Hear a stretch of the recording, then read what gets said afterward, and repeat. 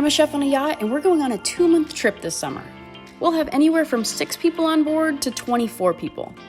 I provision all of the meat and dry goods from Miami. So how do I portion everything out?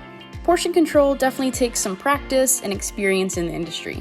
I've been doing catering for about 8 years, and I've done small dinner parties of 2, all the way to events with 1,200 people. So for this yacht trip, I'll make my menu, write out my recipes and all of my ingredients, and then figure it out from there. So alongside my menu, I'll have the number of guests that are going to be on board at that time. Let's say we're doing a chicken dish and we have 7 guests on board. I'll estimate how many pounds of chicken we'll need for that day. And then it's just a running document. So I'll look at my menu, compare it to my Excel file with all my provisions, and I'll just add it as I go down the menu. I also like to stay on the higher side of the scale because I don't want to run out of food for these guests. We have 7 freezers on board and they're all filled with about 600 to 700 pounds of meat. Pretty crazy. Hi, little chef. Hi, little chef. This is how I provision as a chef on a yacht. I know this Excel file looks intimidating, and that's because it is. So I'll make this by taking my menu for the whole entire 2-month trip, writing out the recipe, and then taking each ingredient and putting it onto this Excel form. I have it characterized by meats, dairy, eggs, prepped goods, produce, pantry, frozen, and miscellaneous. And the different highlighted words are the stores in which I'm going to be getting foods from. So like the dark green is Publix, light green is Fresh Market, and yellow is Milam's. I'm getting all of these ingredients from 8 different stores through Instacart. So when I go down to Miami to provision the boat, I will stay there for 2 days and just be loading food on the boat. I'll have 4 Instacart orders scheduled for one day and 4 Instacart orders for the next day.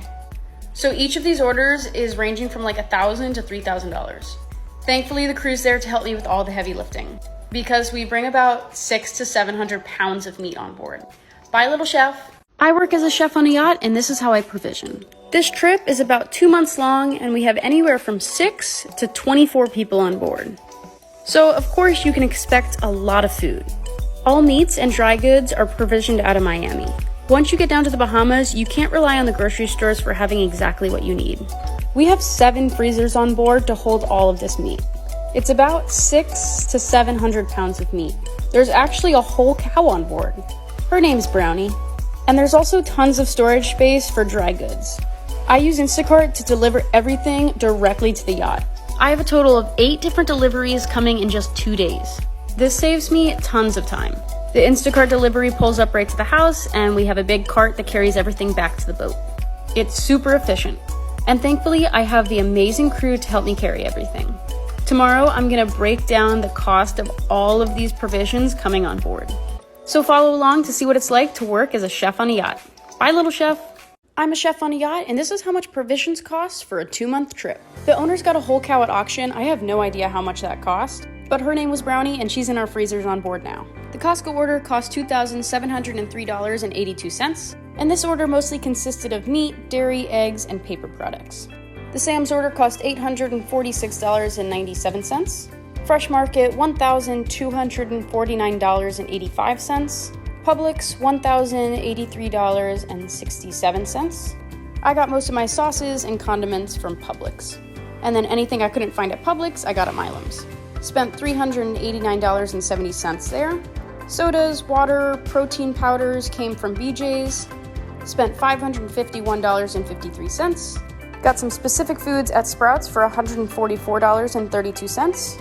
We already had tons of alcohol on board, so I only spent $758.23 at the liquor store. Grand total coming out to $7,728.09. I'm a chef on a yacht, and people always ask, what happens if I forget ingredients? Let me start off by saying planning is key. I have Excel files, Word documents, calendars, checkoff sheets. Thankfully, I'm naturally type A, so organization makes me very happy. And if I wasn't type A, this job would be very difficult. This is my 3rd year working as a chef on a yacht, but before this, I was in catering for 8 years. There's a lot of similarities of how I plan catering events with this yacht trip. Only difference is that I can't run to the store when we're out at sea. I've never forgotten any ingredients that deterred me from doing my job. The crew's motto is roll with the punches, and working as a chef on a yacht, you have to be very flexible. Because plans can change at any minute, or the grocery store in the Bahamas will literally have no food until the supply boat comes in. I have tentative menus that I set for the whole 2-month trip, but these could change at any minute based on what food is available to me. Honestly, this job is 80% problem solving and management of inventory and 20% cooking. Bye, little chef. I'm a chef on a yacht, and this is what it's like to provision in the Bahamas. Provisioning is quite a process.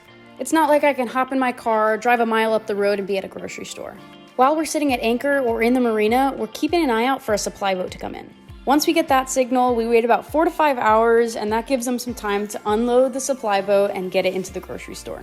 It takes time to ship these things to the Bahamas, so you can't expect the same freshness you get in the States.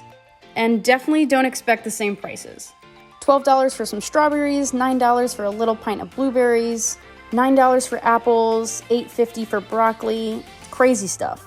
The yacht is usually anchored at smaller islands, and the grocery prices are a lot higher. So locals will actually ferry to Nassau to go grocery shopping.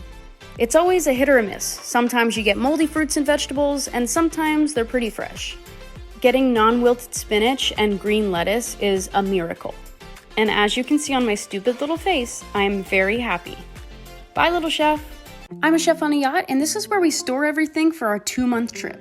Wherever you see a couch or a bed, you can almost always expect that there's going to be storage underneath. In the living room couches, we're storing water, wine, and sodas. And if you walk into the galley, underneath my little nook, we'll store heavy-duty kitchen equipment. All of these cushions are usually velcroed in to keep them in place. Now let's head to the bedrooms.